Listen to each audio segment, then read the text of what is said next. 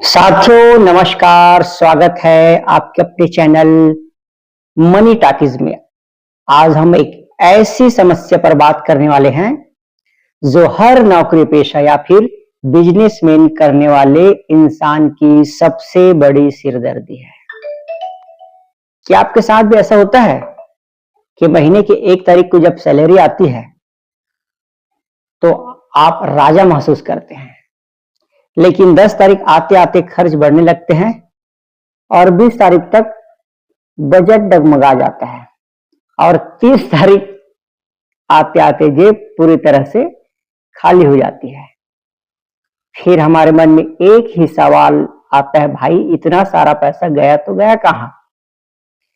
अगर आपके साथ भी ऐसा होता है तो यकीन मानिए गलती आपकी नहीं है। गलती इस बात की है कि हमें कभी किसी स्कूल या कॉलेज में पैसा मैनेज करना सिखाया ही नहीं गया है।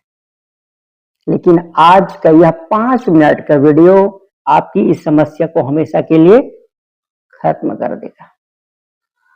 आज हम दुनिया के सबसे मशहूर और आसान नियम के बारे में बात करेंगे, जिसे कहते हैं 50-30-20 का नियम, 50-30 एंड 20 रूल्स। मशहूर अमेरिकी एक्सपर्ट एलिजाबेथ वारेन ने अपनी किताब में इस नियम का जिक्र किया था। यह नियम कहता है कि अमीर बनने के लिए बहुत ज्यादा पढ़ा लिखा होना या बहुत ज्यादा सैलरी होना जरूरी नहीं है। जरूरी है अपने पैसों को सही जगह पर बांटना। इस नियम के अनुसार आपकी जो भी कुल कमाई है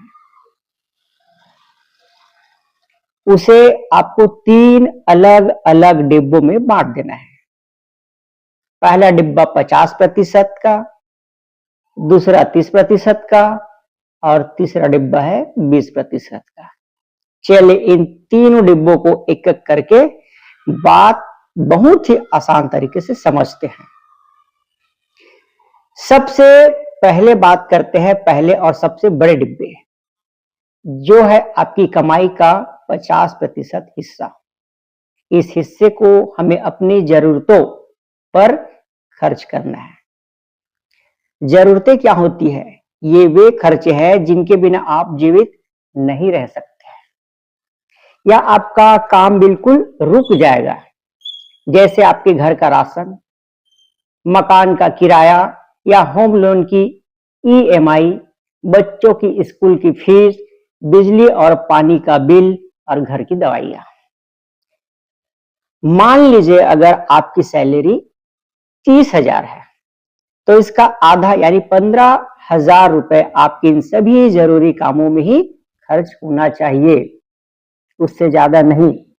आपका यह खर्च 50% से ऊपर जा रहा है तो समझ लीजिए कि आप अपनी हैसियत से महंगे घर में रह रहे हैं या कुछ ऐसी चीजों पर खर्च कर रहे हैं जिन्हें कम किया जा सकता है। आते हैं दूसरे डिब्बे पर, जो है आपकी कमाई का 30% हिस्सा। यह डिब्बा आपकी इच्छाओं के लिए यानी आपके शौक पूरे करने के लिए। कई लोग कहते हैं कि पैसा बचाना है तो कंजूस बन जाओ, बाहर घूमना बंद कर दो, अच्छे कपड़े मत पहनो, लेकिन यह नियम ऐसा बिल्कुल नहीं कहता। यह नियम आपको जिंदगी जीने की आजादी देता है। इस 30% पैसे आपसे आप वीकेंड पर बाहर खाना खाने जा सकते हैं, फिल्म देख सकते हैं, नए कपड़े खरीद सकते हैं या OTT प्लेटफॉर्म्स की सब्सक्रिप्शन ले सकते हैं। लेकिन यहां एक शर्त है, शौक उतने ही पालने हैं जो इस 30% के अंदर आ जाए। अगर आपकी सैलरी 30,000 रुपए है तो शौक के लिए सिर्फ 9,000 ही खर्च करने हैं। ऐसा नहीं होना चाहिए कि नए आईफोन के चक्कर में अपनी जेब से ज्यादा की EMI बनवा ले। अपनी जेब इच्छाओं को इस लिमिट में रखना ही समझदारी है। अपनी इच्छाओं को लिमिट में रखना ही समझदारी है। अब आता है सबसे महत्वपूर्ण और आखिरी डिब्बा, जो है आपकी कमाई का 20% हिस्सा। यह हिस्सा है आपकी बचत और निवेश के लिए, सेविंग एंड इन्वेस्टमेंट। याद रखिए, अमीर वो नहीं है जो बहुत ज्यादा खर्च करता है, अमीर वो है जो सही समय पर सही जगह पैसा बचाता है और निवेश करता है। इस 20% हिस्से को आपकी सैलरी आते ही सबसे पहले अलग निकाल लेना है।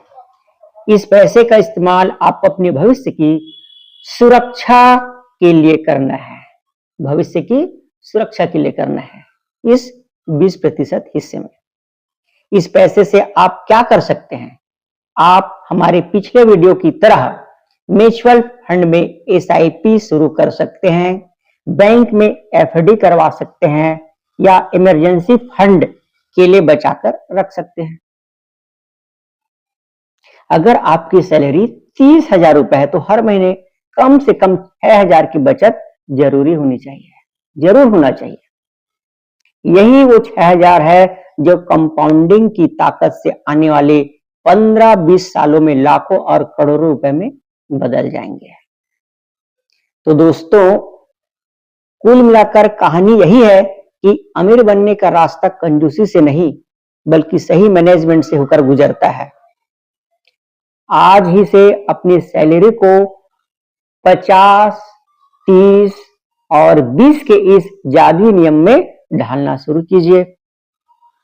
शुरुआत में शायद थोड़ा सा मुश्किल लगे, लेकिन 3 से 4 महीने में आपको इसकी आदत हो जाएगी और आपकी तिजोरी कभी खाली नहीं रहेगी। आप में से कितने लोग इस नियम को आज से ही आजमाने वाले हैं? मुझे कमेंट बॉक्स में लिखकर जरूर बताइएगा। अगर यह वीडियो आपके काम की लगी हो, इससे कुछ सीखने को मिला हो, तो मेरे इस चैनल मनी टॉकीज को लाइक, शेयर और सब्सक्राइब करना मत भूलिएगा। मिलते हैं अगले वीडियो में एक और ऐसी आसान कहानी के साथ। तब तक के लिए नमस्कार, जय हिंद, जय भारत, जय छत्तीसगढ़। Thank you.